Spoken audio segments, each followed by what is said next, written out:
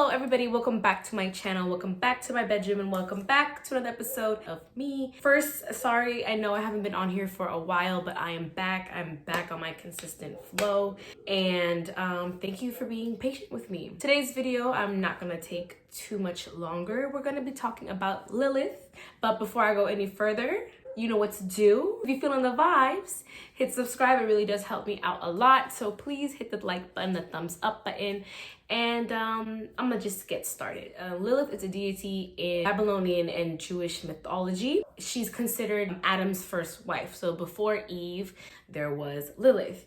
And I'm not saying this is fact. I'm just stating this story from a mythology standpoint. So I'm just giving you the facts, but I'm not saying these are facts.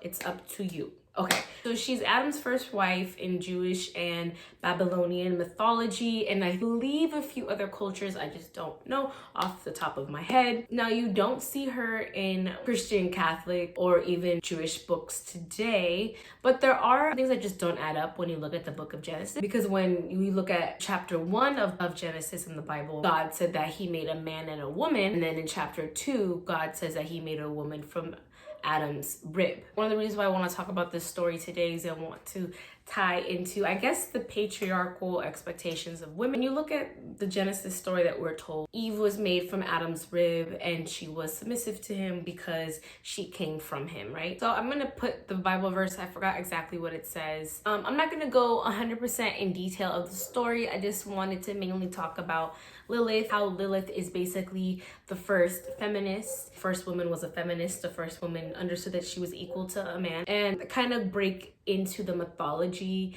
aspect and the astrology aspect of it, because when you look at astrology, the black moon, what you suppress and are scared of the most is your Lilith. The Lilith placement, I can post a picture of the logo in astrology, and it kind of comes from this. So I just wanted to make my own little spin of this story. So Lilith was basically, she was made the same time as Adam, and she was his first wife, and she was kikiing in the garden with Adam and all the other shit that was in the garden.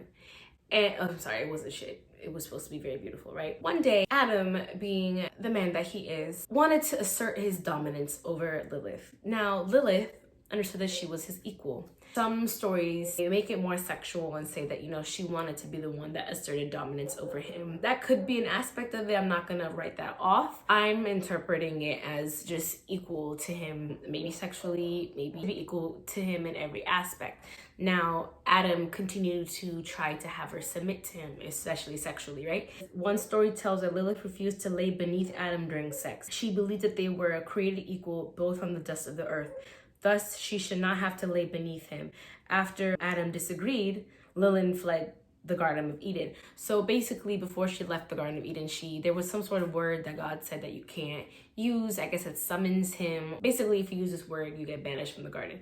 So because Adam continued to try to have her submit to him because she believed she was equal to him, she didn't want to do that. So when she called that word, she was then banned from the Garden of Eden. She didn't want to give up her independence. She didn't want to give up her equality to him or her equalness to him, and she calls that word that gets her banned from the garden. Once she gets banned from the Garden of Eden, that is when God creates Eve from his rib, aka a submissive woman. And you could even compare Lilith and Eve as dark feminine and light feminine energies. I talk about dark feminine energy in another video, I can link it, but I'm gonna go into that a little bit later. In Genesis chapter 2:22, they talk about how Eve was made from Adam's rib, probably because he was lonely, probably because he wanted a woman to submit to him, and this was a one way to ensure of that. And this is kind of a good explanation of how the patriarchal society that we live in views and sees women, which is why I feel like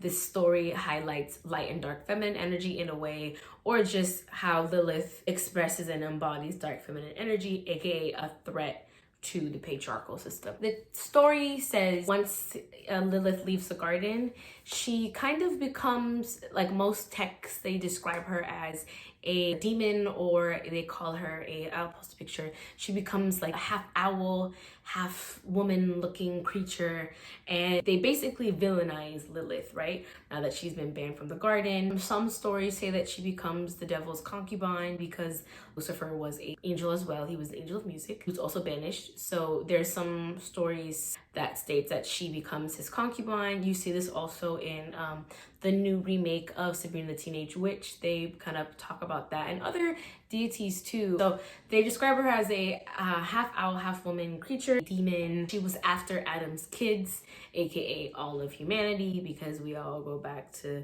you know, them too in this kind of biblical story. Because it's mythology, there's not really one concrete story for her, since she kind of falls off, and they've kind of tried to erase her like most patriarchal societies do when it comes to strong women. They also describe her as a hypersexual demon as well, seducing. There's even some stories of her, oh yeah, being hyper promiscuous and trying to eat children, revengeful and envious of the relationship that Adam and Eve had, which I don't really see how that would happen because she chose to leave. But again, this was written by men, so some also say she could have possibly been the one that was the devil making her eat the fruit. And I think that's also an interesting story, because since the apple was a fruit of knowledge, she basically, like, think of it as like a red pill. She wants Eve to wake up and realize that there is more to her, there's more to her power, kind of like light feminine versus dark feminine, you know, tapping into the other areas of yourself that you may be afraid to, and being able to see where not only in this situation how she's being treated unfairly because she's been built essentially to be suppressed and underneath. And you could even take it sexually, because that was one of the main reasons why she was kicked out of the garden, because she refused to be underneath him, right? She not only understood her sexuality, but she was confident in it. And just because she was the feminine in the relationship didn't mean that she had to be the submissive one. In that they were created equally, you can equally be a part of both roles. Adam didn't want to give up, which is one of the reasons why Eve was created, which is one of the reasons why I kind of like the idea that Lilith could have been the snake, because if you look at it from the point of like giving a red pill, because the apple was the, the tree of knowledge, or the apple fruit of knowledge.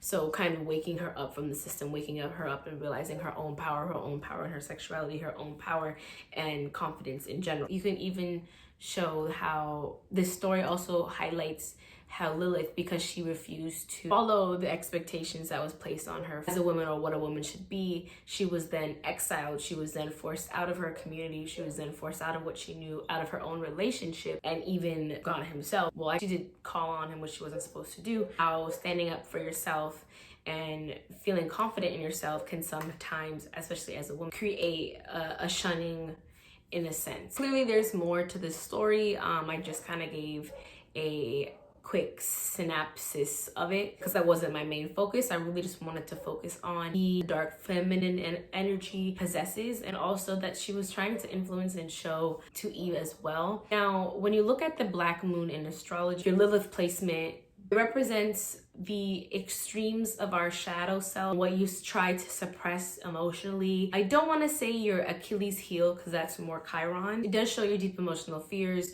your traumas, your triggers, and revenge even, I would say. Areas of rejection. And I think that's kind of important to highlight how an insecurity of areas of rejection, because what was her story? She was rejected from her own society, correct? That's why it's kind of important to know mythology when it comes to astrology, because it gives you a better understanding versus just like knowing all these terms. But like if you know the story, you can kind of mesh them together better. But she shows us in a way where you're willing to be revengeful. And I use that word carefully because it's not like anger, but when you think of dark feminine energy, sometimes those ugly emotions are what triggers you to transmute that energy. Things that may fill you with spite, or things that may make you feel deeply insecure, those deep emotional fears, that paranoia around those emotions, when you transmute that energy,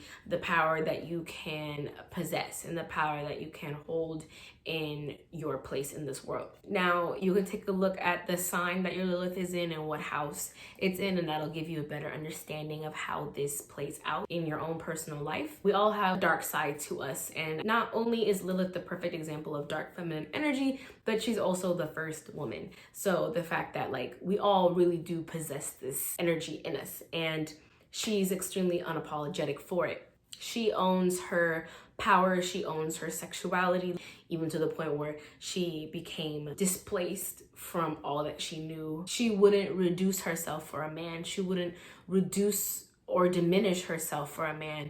AKA, if you want to, take this into where we are at right now, she wouldn't reduce herself for the expectations that are being placed onto her in her own society, because that was the pressure that was being placed onto her, even if it meant leaving all that she knew. She also highlights the importance of transmuting energy, okay? Because that's really what dark feminine is about. It's about taking these ugly emotions and using it to make something better for yourself. You don't have to suppress and be scared of the side of ourselves that trigger us, that are deep-rooted fearful emotions, that are insecurities, that are the areas that we fear rejection, to basically own our triggers, to own our traumas, to take that fear of rejection and however it plays out in your life, and to transmute that and to use that new energy to push you forward. And that's exactly what dark feminine does. It takes the worst aspects of itself. It takes its pain, it takes its traumas, it takes what it's been taught to hate, and it embraces it, and it transmutes it, and it loves it, and it honors it, and it holds it, and it forgives it. And it not only forgives itself, but it forgives those who put those fears onto you, these fears of rejection, these fears of abandonment or unable to be loved, whatever it may be. It takes these emotions and it identifies and understands that these feelings that I have are emotions and feelings and thoughts that have been put onto me. They aren't really a reflection of me, and it honors it, and it honors that pain body, okay? The part of you that feels sad and down and believes those words as if it's true to you, and it lets it go. It heals from it, and it transmutes that energy to a confident, badass woman, embracing that pain, removing yourself, shedding that pain, like a snake that sheds its skin. That new version of yourself, that 2.0 version of yourself, right? It becomes a fearless thing. It becomes an unfuckable, fuckwithable thing, What is the point of experiencing pain and sorrow and all these heavy-rooted emotions if you can't transmute it, if you can't use it to move forward? You see people all the time who, people who face domestic violence or domestic abuse, things like that, and they take that pain and they heal from it, and they remove those words that they were told or the violence that they faced, and they're able to be a part of organizations that help other women or speak on the pain that they embraced and faced in their life, and are able to help wake other women up and help guide them through that process, or even during or even after, the emotions afterwards. That is how you transmute and you build and you take your pain and you own it, and you make yourself a stronger version. I know those examples I brought up were kind of extreme or heavy, but I hope you were able to follow along with where I was trying to go with that. Comment down below if I'm making sense. I'm trying to really, use my words the right way. Dark feminine energy, it takes the worst aspects of itself, okay? And it transmutes it, and it makes it into something that is unfuckwithable, something that's fearless. Nobody can take your experiences away from you, and nobody can use your experiences to belittle you. And I know that Lilith, for example, she doesn't really have the happiest ending story, but that's one of the reasons why I like the idea of her being the snake in the garden, her giving Eve this red pill, her trying to wake her up, her trying to educate her that there is more to this life than just being underneath a man, or I guess that quote-unquote housewife. And I'm not knocking that at all, trust me, I'm not. But I'm just saying there's other things that you can want for yourself besides just that. And how do you know that's really what you want for yourself if that's the only thing that's been presented to you? That's where I was trying to get at with that. But she was trying to help wake her up. She was trying to help her see her reality in a more different perspective. Now, I know that Lilith might not have the most happy ever after story, but she definitely has grown a lot.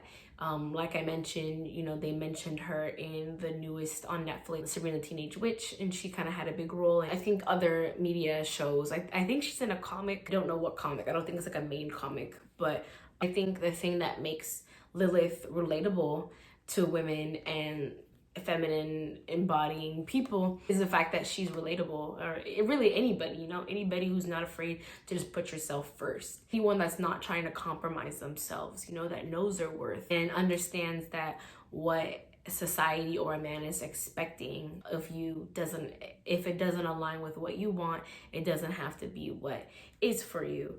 And I appreciate that a lot about Lilith. And the same theme applies in astrology. When you look at the black moon, aka Lilith in astrology, it's not a happy area in your chart, okay? It's a hard area, it's a painful area, but hey, painful things are where you grow. That's why they call it growing pains. What Lilith is teaching you is she's teaching you how to face your shadows. You know, even though I said that Lilith in astrology is, you know, those areas of insecurities and your triggers and your pain body, it also is how you find your own power. Basically, you know, understanding where self-sabotage plays in, limiting self-beliefs or self-talk. And a lot of those times, limiting self-beliefs and self-talk comes from others people's voices. Like I was saying, those experiences where people try to talk you down and belittle you, those experiences where people are projecting their own emotions or how they feel about themselves onto you, you know? That's why healing your inner child is so important. And I know that this story isn't really talking about that, but to transmute, okay, transmuting is more than just going deep, and there is that element of tapping into your, you know, your pain body, aka also your inner child. Yeah, rebellion is what's needed to lead a path of independence, I guess. Lilith knew her power, she knew what she was worth, and she tried to educate another woman on that as well, who didn't have the same circumstances as she did, you know? She used her privilege in a way. And in astrology, Lilith plays a big part in understanding and finding your personal power. And to find your personal power, you have to face the areas of yourself that are hard and that are ugly and that are the most painful. And that is the only way to not only transmute dark feminine aspects of yourself, but also to grow as a person, you know? So yeah, that's my video. That is Lilith in a nutshell. I know I didn't go over the whole story, but you have the internet if you want to know more details of her and other things. I just really wanted to highlight femininity and astrology to her story. And if you like this video, please give it a thumbs up. If you have any questions or anything you want to say, comment down below, and don't forget to like this video and subscribe to my channel if you're not. It really helps me out a lot. Thanks for watching. Have a good rest of your day. Bye.